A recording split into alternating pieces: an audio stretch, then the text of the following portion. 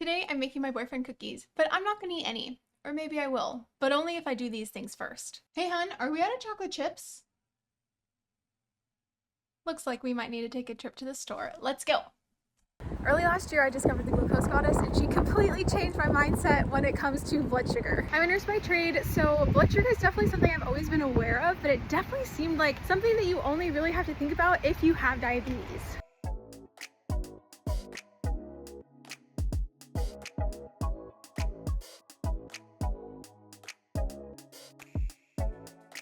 Got it.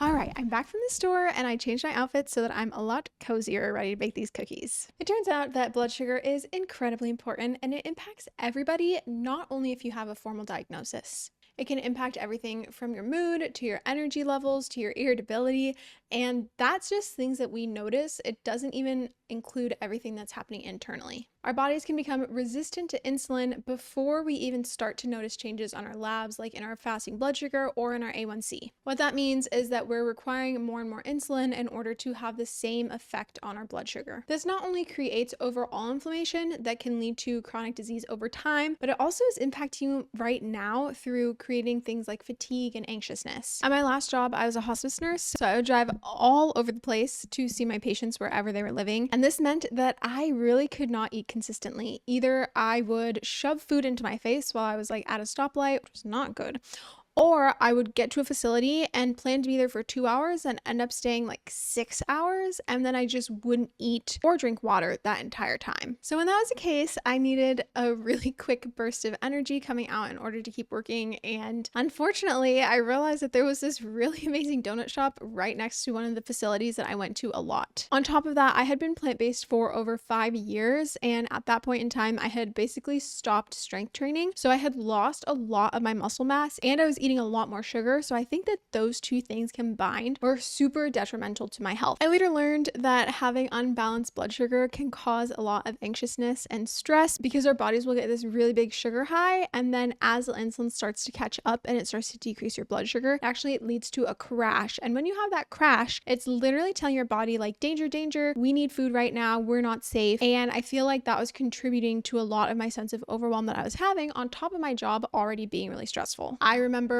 feeling tired all the time, anxious really consistently. I felt really inflamed and puffy. I gained a lot of weight without even realizing. I felt like it really just crept up on me to the point where I went to one of my best friend's bachelorette parties and I was like looking through the pictures, you know, like on the camera roll on iPhones, how it'll have like the photos little. I was like scrolling through and I was like, oh, I like can't find the pictures of us. And they were literally like right there, but I could not even recognize pictures of myself because I felt like I looked so different than what I normally was used to seeing myself like. So over the last year, I have been able to significantly regulate my blood sugar with just a few simple tweaks. And that means that I'm going to be able to enjoy a couple of these cookies that I make for my boyfriend without putting myself into a blood sugar roller coaster. The two biggest things that I focused on were food and movement. We're going to be talking about how to use both of these things as tools to regulate your blood sugar while still enjoying your life. Because the best way to create sustainable change, especially positive change, is to add things to your life, not to take away, to say, I'm gonna drink more water so that I'll be more full, so that maybe I'll eat less, instead of saying you have to cut calories and you can't eat this and you can't eat that, because that never works. So first up, we're going to talk about food because I feel like that is what most people think about when they think about blood sugar regulation. But we're going to cover some things that you may not have heard about. We are going to start by talking about breakfast because this could single-handedly be one of the biggest things that you could do for blood sugar regulation throughout the day. What you eat for breakfast can truly set you up for failure or success because it can either leave you energized and satiated, or it can put you on a blood sugar roller coaster. I don't even know what recipe we're doing. And do you have a preference on which recipe? When I was working at my hospice job every day, I used to have a banana protein smoothie for breakfast. And even though it did have protein in there and that helped, I still feel like it kind of set me up for failure because after I would have it a few hours later, I would feel really, really tired. So what I do now is I actually have dinner for breakfast. One of my coworkers pokes fun at me because the other day I was eating steamed broccoli and meatballs and that was it. But it honestly makes me feel so good that I don't even care. My boyfriend got this metric scale for shipping things out, and I like using it for baking, but sometimes I have to be careful because I get sugar on it. Another thing that I do is throughout the day, I try to be really intentional with my snacking. I used to eat these little organic date balls, and my boyfriend told me many times that they were not healthy, but because they were like technically made with whole foods, I think I tricked myself into believing that they were going to be good for me. What I noticed is that after eating them, I pretty much immediately went into a slump afterwards. So they were really not a great decision for my body at the time. Now, ideally, all of my snacks always have something related to fiber and protein. So like veggies and hummus, just plain veggies, some nuts. I've also noticed that things like crackers, even if they're like the healthy, organic, gluten-free, whatever ones, don't make me feel very great. And I think it's because a lot of those are very carb heavy. When they go into your bloodstream, your body is still recognizing it as broken down sugar. But I'm a realist who loves food and genuinely recognizes the fact that food is not just fuel for our bodies, it's also a way to connect with people, connect with our culture, and so much more. So I'm not just gonna not eat sweets. So aside from eating dinner for breakfast and trying to choose savory snacks, I'm also extremely particular about the order in which I eat my food. And that's because studies have shown that eating in one particular order can reduce glucose spikes by up to 70%, which is pretty substantial. So what you do is you eat your fiber first. So you start with a salad or you start with your veggies, and then you eat your protein / healthy fat, and then you finish with carbs or like carby vegetables like carrots or sweet potatoes. What that's going to do is that the fiber is going to create a coating on your stomach and in your small intestine. So it's actually going to legitimately slow the absorption of the glucose that comes through. The protein is going to help you feel very full. And ideally, if you eat your fiber and your protein first, by the time that you even get to your carbs, you're going to be eating less of them in general. So your body's going to be much better prepared to actually process all of those carbs that you're ingesting if you've already eaten your protein and your fiber.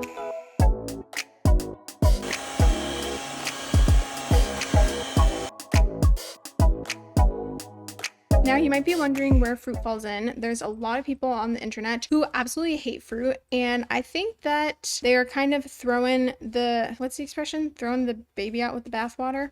Fruit is really great for us. It has a lot of vitamins and minerals. It also has fiber. It also is very hydrating, which is fantastic. But one thing that the glucose goddess talks about is that fruit has actually been literally engineered and kind of like bred to be sweeter and juicier and just bigger, much bigger. So if you look at traditional bananas, they're actually only like that big and they're not too sweet, but they have been grown and bred to be larger and sweeter and have a much higher sugar content. So I actually almost treat fruit as a dessert. So if I have fruit like at the dinner table, I'll normally eat it at the end. And even if I'm going to be having fruit with snacks, I also eat it last. So for example, yesterday, the only snacks we had in the entire house were walnuts and a sumo orange, which I absolutely love sumo oranges. If you have not tried one yet, you are definitely missing out. But I had a big handful of walnuts first, and then I enjoyed the orange, even though I really want to have the orange first because it looked so delicious. The glucose goddess has a lot of other hacks in her book called The Glucose Revolution. So if you want to read more about her specific hacks, as well as the data and the science that support all of them, I would highly encourage you to check out her book. Another thing to do, which is really simple but really powerful, is just notice how foods make you feel. Sometimes you could be eating foods for your entire life that you don't even really realize don't make you feel great because you've been having them all the time. This could be due to things like food sensitivity, but it also just could be the fact that it increases your blood sugar.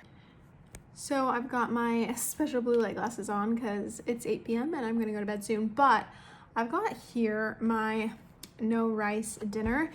And look, I'm Latina.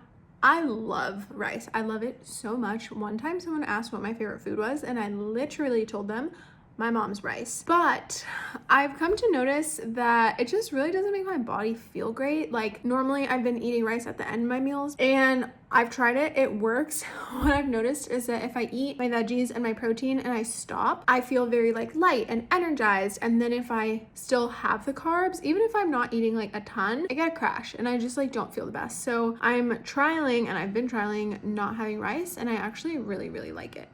But I will say that thankfully I don't live by my mom, because I don't know if I'd be able to refrain from her rice, because it's so good. So some things to look out for are if certain things make you feel really bloated or like gassy, or they give you any GI issues, if you get any hives when you eat certain foods, if you just feel different. Sometimes people say when they have gluten or other foods that can be a little bit inflammatory to their system, they feel a lot more irritable for like days afterwards. Food is a form of fuel for our bodies, so ideally you want it to leave you feeling energized and really good. You don't want it to leave you feeling worse than when you first ate it. On that note, if there are certain foods that aren't making you feel the best, I did make a whole video, and one of the things that I talked about was the importance of seeing an integrative or functional medicine provider, because they could give you a lot more data as to what's going on in your specific body. So if there are foods that just aren't sitting well with you, that could be worth trying out. Next up, we are going to be talking about how I use movement to approach blood sugar regulation. I'm a really big lover of movement. I think it's medicinal. Movement is definitely a privilege that we have and not a punishment. I absolutely adore how it makes my body feel, and everything from hiking to yoga, Pilates, lifting, my body just craves it. Regular exercise, especially strength training specifically, can actually decrease your blood sugar over time, even if you have already been diagnosed with diabetes. And this is because when our muscles are actively in use and they're actively contracting, they're able to take in glucose even without the use of insulin. So if you do have something like insulin resistance,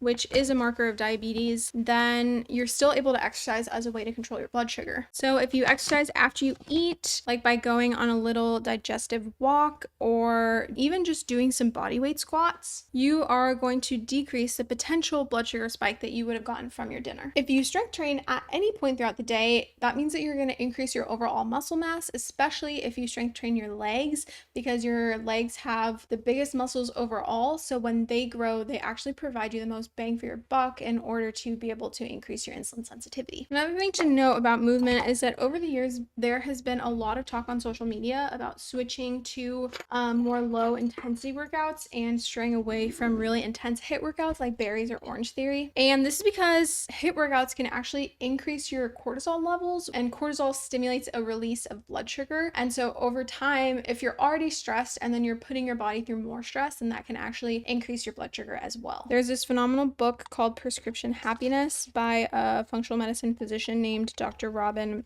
Berzin. And in it, she talks about how there are 3 forms of exercise that everybody should be doing: aerobic, controlled movement, and strength. So examples of aerobic activity are things that you think about like running, dancing, rowing, cycling. Controlled movement are things like Pilates, yoga, Tai Chi, Qigong. And then for strength training, it's not just any strength training. In order to have the biggest impact on your body, you actually need to break down your muscle fibers so that when they regrow, they will reform and become stronger and hypertrophy. So what this means is that you need to go to the point of fatigue. Sometimes doing things like Pilates is not quite enough for that, but I have been to reformer classes as well as really intense bar classes where I definitely hit the point of fatigue. So the next time that you are having dinner with your girlfriends, make sure to pair it with a really lovely sunset walk. Most of us genuinely have no idea how good our bodies are designed to feel, myself. Uh-oh. Well, I don't know if I need to add a little more flour.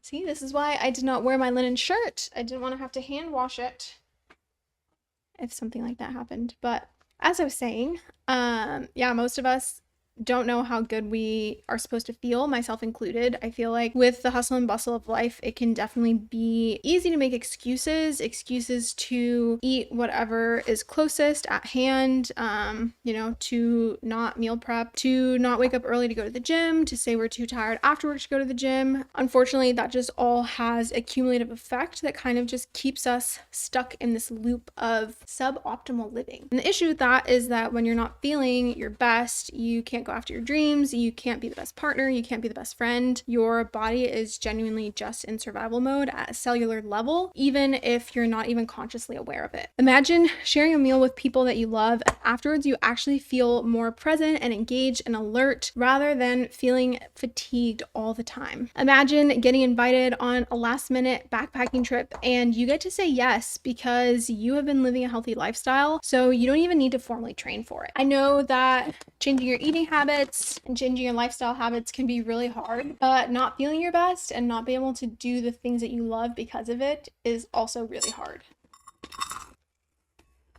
I genuinely cannot describe how much better I feel just by incorporating more movement into my day, prioritizing whole foods, and eating my fiber and my protein before carbs. The best part about it is that it does not feel restrictive at all. Instead of saying, I can't have cookies, or I can't have dessert, or I can't have fruit, I'm saying I can have any of those things, and before I do so, I am going to do these other things to show my body some love in preparation and anticipation for how it's going to have to process those foods. So am I going to be enjoying these cookies? Yes. But am I going to be doing it strictly as a dessert and not as a snack on an empty stomach? Also yes.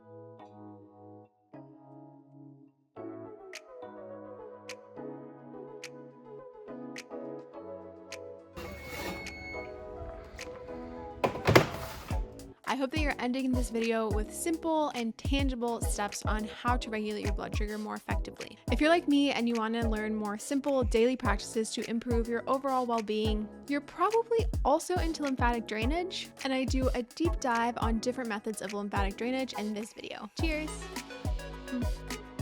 So good.